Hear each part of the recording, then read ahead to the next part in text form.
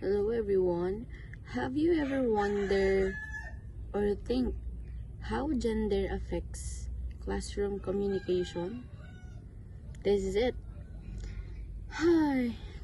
Kakagising ko lang and while sipping coffee, naisip ko, yung ganong bagay ba? Habang nakatulala,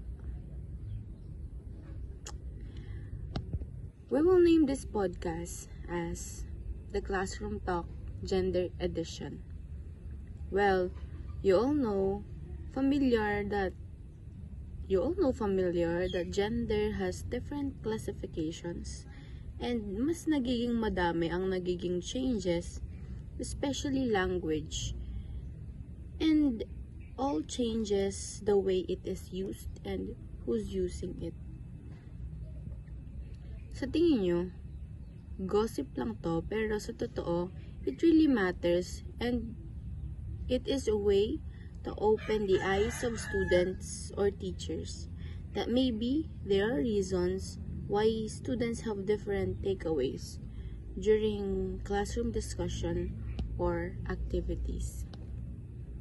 Sa classroom, doon tayo unang natuto. No, hindi pala sa classroom unang natuto, kundi sa bahay. Pero sa classroom, mas naging broader ang knowledge natin about different things like socially, economically, and in our language. Pero hindi lang language ang pinag-uusapan natin sa classroom, but also how we communicate to each other. Bilang estudyante sa paaralan ng Pampanga State Agricultural University, madami akong na-observe simula pagkabata hanggang ngayong nag-aaral ako ng 4th year sa PSAU. Kagaya ng na-search ko sa isang website kung saan it focus of communications, how language focus in communication. Sa mga babae, it is often prioritize a rapport talk using language to build and maintain relations, express empathy, and seek consensus. They may be more comfortable using nonverbal communication like eye contact and gestures to convey emotions. Katulad ko, na-observe ko sa sarili ko na habang nagsasalita ako, mapa-English man yan or Tagalog, meron akong gestures na ginagamit. Napapansin din niya ng mga kasama ko sa trabaho na kapag nagsasalita ako or the way I talk as stories, the way I speak, laging meron akong hand gestures na sinasama. Kasi feeling ko, mas na-express ko yung sarili ko through gestures. Para naman sa mga male students, it often lean toward report talk, you focusing on facts, information, problem solving, and asserting status or independence. Their communication tends to be more direct and task-oriented. Sa mga lalaki kasi, we often seek parang guidance sa kanila. Kunwari may boyfriend. Diba ang mga babae, hindi sila nagde-decide ng ganun-ganun lang. Kailangan meron silang guidance kung ano man yung pipiliin nila.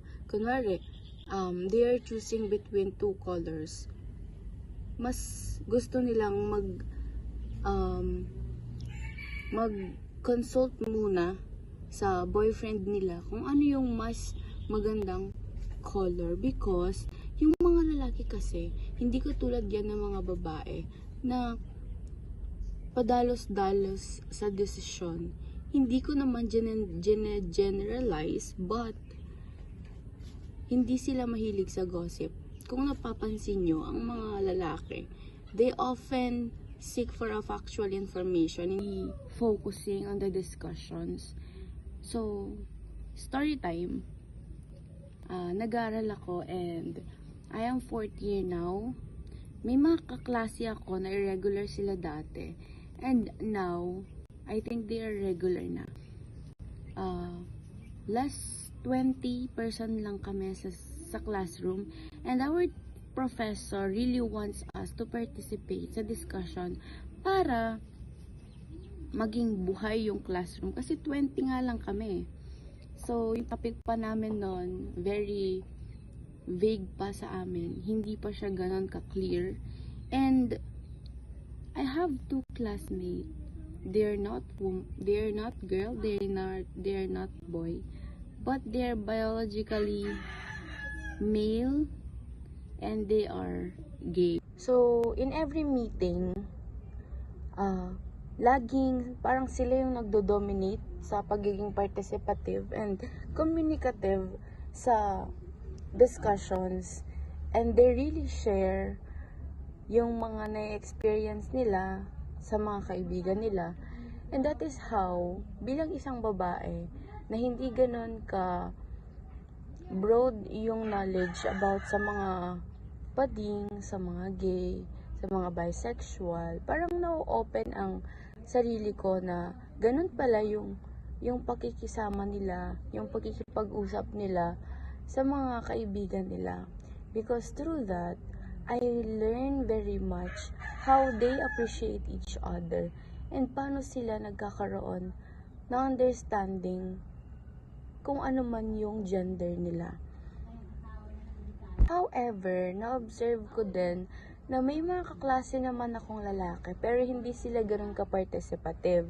It is contrast or contradiction dun sa na-search ko sa website na sinasabing mas nagkakaroon ng or mas nagtutok more ang mga lalaki and interrupt more kesa sa mga babae. Kasi feeling ko nagkakaroon din ng influence yung age, dahil yung mga lalaki kapag junior high school or senior high school hindi pa ganun ka-mature yung isip nila, nagkakaroon pa sila ng yabang-yabangan era, ganyan, compare sa mga college students which are know how to discipline themselves and how to tame their tongue and how they silent in a formal settings like classroom na merong mga professors knowing that it is not really the gender but it is about the age of the person. Sa mga babaeng classmates ko naman, nagpa-participate din sila. Pero kapag nagkaroon ng sudden interruption or sudden questions, yung professor namin, mas nakakasagot agad yung kaklase kong gay. Mas nagkakaroon sila ng, parang nag-pay ng attention talaga sila sa discussions or talagang nag-a-advance reading lang sila. Pero the way they answer, they are very creative. They are very, their language is very deep na minsan hindi ko na lang talaga naiintindihan and makes me agree to their argument. Kahit less than 20 lang kami sa classroom, dahil may kaklase akong mga bisexual, nagiging mas attentive ako sa mga discussion kasi parang feeling ko parang may hindi ako nalalaman na nalalaman lagi nila, na parang sasabihin ko pa lang alam na nila agad. And dun sa discussion namin sa classroom, nagiging exciting, nagiging joyful, and kumbaga every time na lalabas ka sa classroom, meron kang malalaman sa professor mo and meron ka ring malalaman sa kaklase mo at the same time.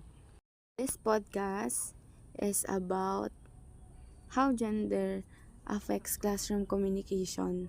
Hindi porket babae ka, hindi ka na magpa-participate kasi nahihiya ka. Hindi porket lalaki ka, kailangan magiging maingay ka dahil lalaki ka, kailangan mo mag-dominate sa isang scenario. Hindi porket bading ka or LGBTQIA++ ka, is nape-pressure ka na to be creative and to participate in a discussion. Dahil sa sinabi kong ang mga gay ay creative and they are joyful and masaya silang kasama, because in real life situations hindi naman talaga ganun lahat. And I learned that it is very enjoyable to have an experience on having a LGBTQIA++ in a classroom settings. Thank you.